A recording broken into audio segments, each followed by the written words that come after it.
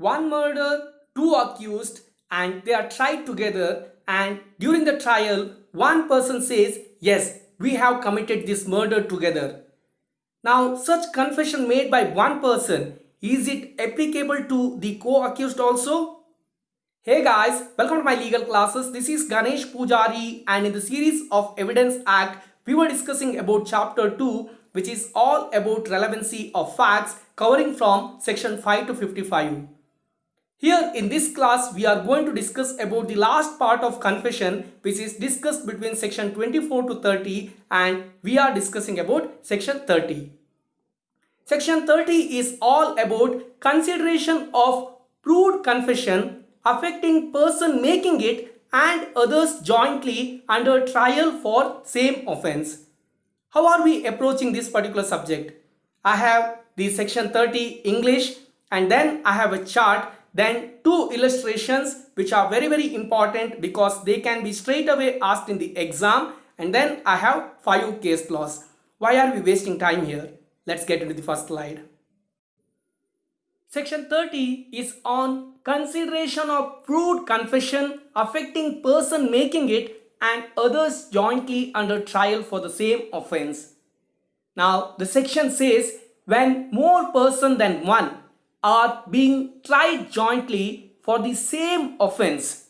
Now these are the first three important aspects. There should be two or more persons. Second one, they should have committed a same offense and they all are tried jointly. Okay? And a confession made by one of such persons affecting himself and some other of such persons is proved, the court may take into consideration such confession as against such other person as well as against the person who makes such confession. Now there were two or more people and they were tried jointly for the same offense, and among them one person confesses, and by doing so he will be affected. Such confession should not prove that he is not guilty. No, he should also get affected from such confession, and if it is affecting him as well as others, and if it is proved against him, the same will be considered for others also if court considers the same. That is all about section 30, and to make it simpler I have chart in my next slide. Here under explanation it was said that offense as used in this section includes the abatement or attempt to commit such offense. So even abatement as well as attempt to commit such offense is also considered as an offense under section 30. Now the offense, you can refer any offense that we are discussing under IPC etc. So when we are referring, we need to refer both abatement as well as attempt to commit also, other than the actual crime. Now let's look at the chart. I have divided the section into two different parts, and in the first part I am explaining when section 30 comes into picture. There are three important essentials to consider section 30 in any of the offense. The first one is there should be more than one person in the list of accused. That is the first and foremost requirement for section 30, because it is all about confession made by one affecting the co-accused. So there should be more than one accused. Second one, they all should be tried together.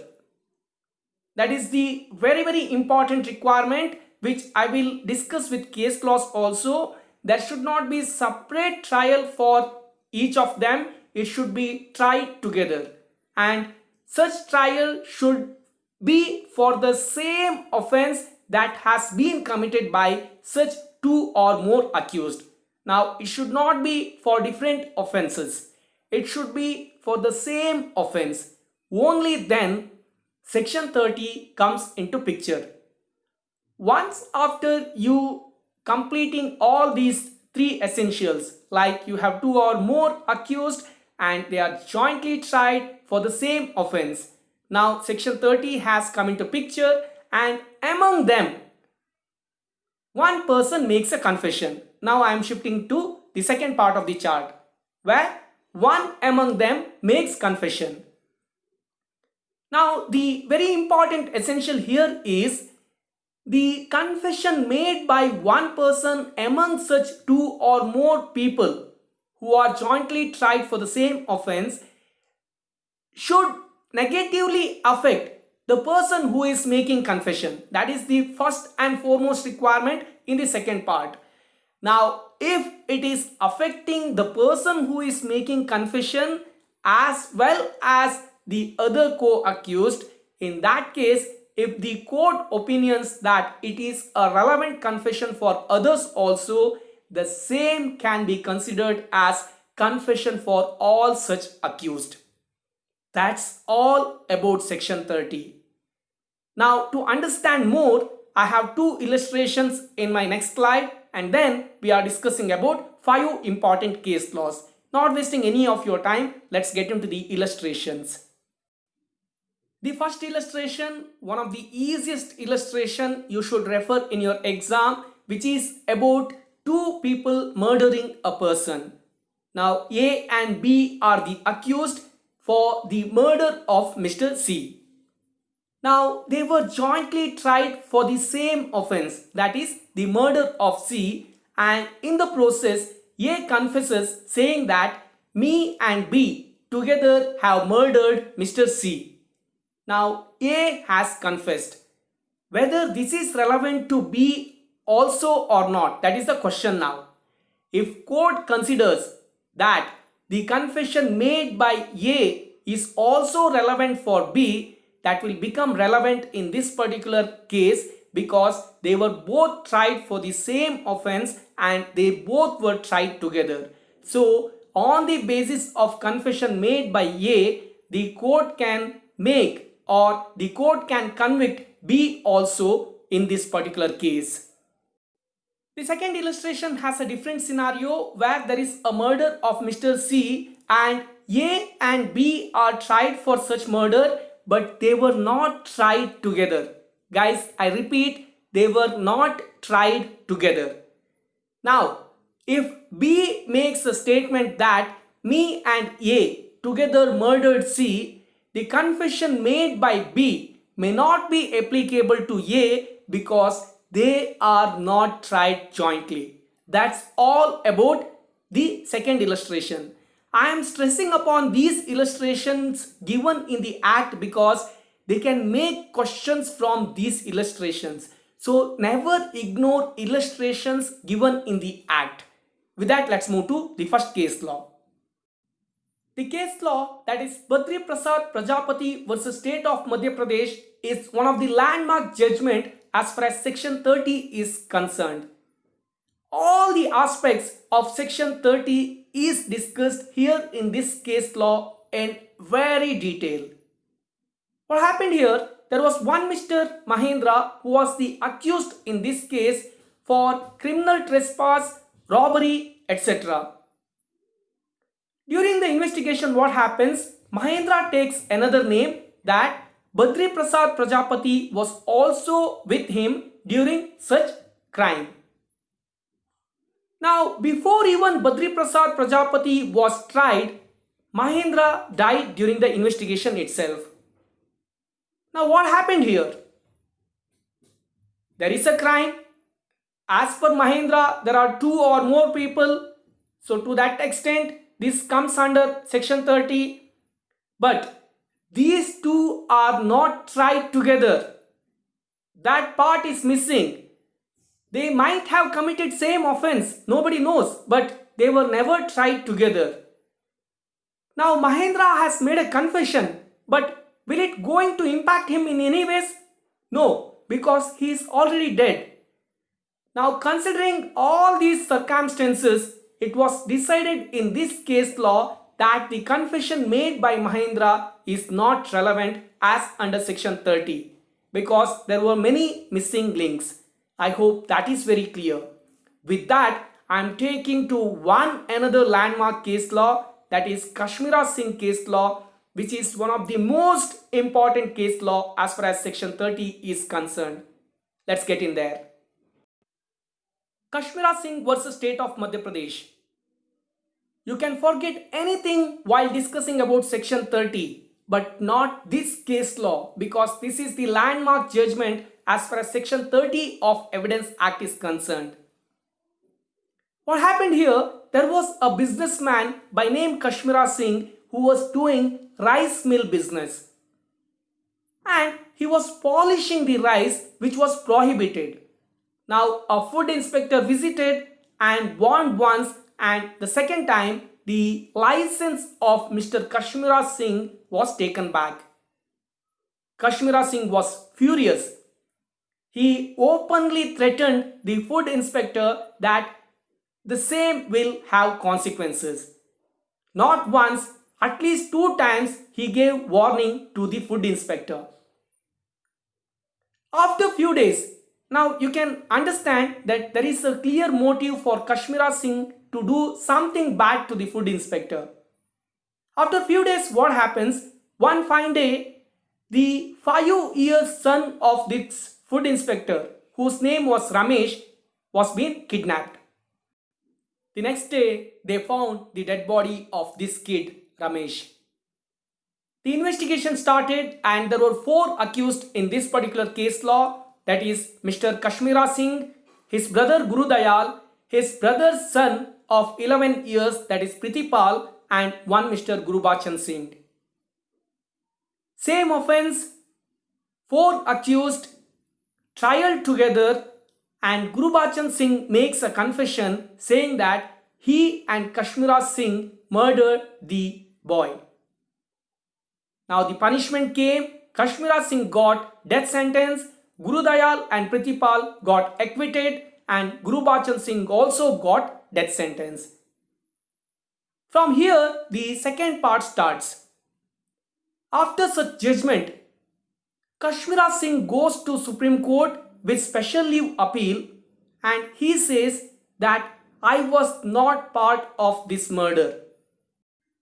Later in the Supreme Court, the discussion went in 3 different aspects. One, the person who is making confession and others need to be tried jointly, which was available in the case law, whereas the second part, that they need to be tried for the same offense. Here there was little bit of confusion. There was conspiracy, there was kidnap, there was murder, so it cannot be said as same offense. There were multiple offense, so one confession cannot be taken on others also, as the third point, that the confession is affecting the confessioner and the others. Now it is different offenses and it can be affected differently, that is why it cannot be considered. However, Kashmira Singh got convicted under section 201 for causing disappearance of evidence of offense or giving false information to screen offender. Now this is what discussed under IPC section 201. For that he got 7 years rigorous imprisonment. However, he escaped from death sentence. That is what held in this particular case law. So the aspect, that is 2 or more person tried together for the same offense. Here there were 2 or more person and they were tried together, but the offenses were different, so the confession was not considered. In Kashmira Singh case law, this particular case law, that is Bhuboni Sahu versus the King, was also referred. Here the advocate makes a statement that it does not indeed come within the definition of evidence contained in section 3 of Evidence Act. What? Confession. Confession is not coming as a definition of evidence, and it is not required to be given on oath. Now confession is not given on oath nor in the presence of the accused. Now such confession need not to be done in the presence of accused also, and it cannot be tested by cross examination. Most of the time there is no cross examination also. The advocate says their lordship also point out that it is obviously evidence of a very weak type. So confession is argued as one of the most very weak type of evidence. It is a much weaker type of evidence than the evidence of an approver which is not subject to any of those infirmities. Now, in this case law, it was very clearly held that the term confession against the co-accused is one of the very weak type of evidence. That is why this is been referred in Kashmira Singh case also. That way this case law is also very important. Sir Lawrence Jenkins also feels the same. He expressed in the case law Emperor versus Lalit Mohan that confession cannot be considered straight away against the co-accused, but it can lend assurance to the other evidence which are available against co-accused. To that extent, confession can be considered, otherwise it cannot be an independent evidence against the co-accused, which is what Sir Lawrence Jenkins has to say. The last case law that I am referring here is Ray Perias, where it was held that if there are sufficient evidences are against co-accused, and then if the section 30 is satisfied, in that case the confession made by one of the accused is sufficient as an evidence. That's about this particular case law. Now, after seeing all these case laws, I am sure you are getting an opinion that section 30 is not that strong. No, here what we have to prove to the court is the confession made by one person is relevant, and court needs to get a feel that it fits to other accused also. The opinion of the court has high importance in this particular section, and if the other party proves that no, it is not relevant, in that case it might fall also. But when everything is satisfied as discussed under section 30, it is not easy for the other accused to escape from the punishment. That's what we need to understand. That's my time on section 30, and that's an end to confession also. Now where are we going? Section 31 is already been covered under admission. Now we have to rush to section 32. That will be covered in my next class. Till then, thank you so much for subscribing my channel. Please like, share and comment my videos. All the very best for whatsoever purpose you are referring my channel, and thanks again.